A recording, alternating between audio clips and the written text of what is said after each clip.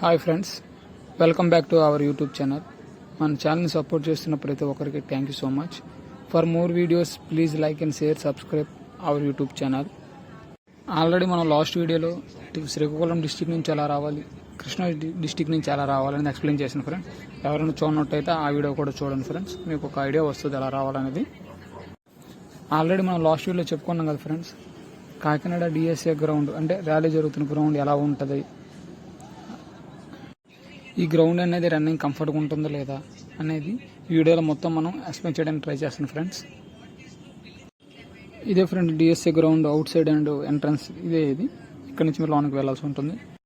మీరు లోన్కి ఎంట్రన్స్ అయితే ఎలా ఉంటుంది ఫ్రెండ్స్, ఇది ఇక్కడ నాకు తెలిసి మ్యాక్సిమం ఫిజికల్ మెజర్మెంట్ టెస్ట్ అనేవి జరుగుతాయి.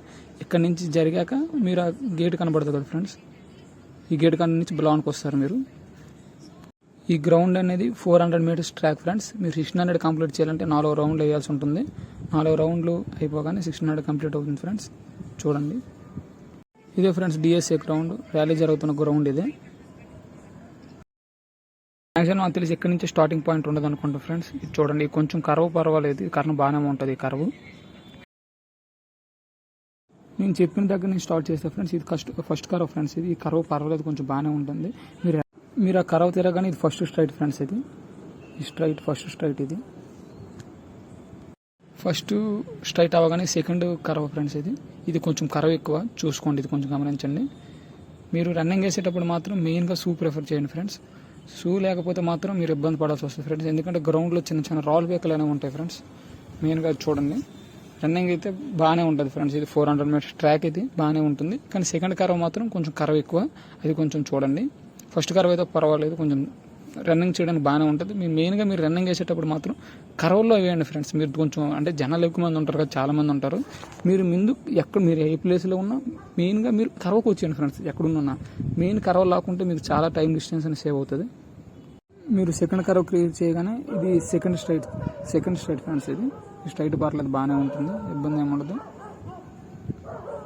మెయిన్గా ఇదే గ్రౌండ్, చూడండి ఫ్రెండ్స్. అట్లానే స్ట్రైట్ ఫ్రెండ్స్, అయితే స్ట్రైట్.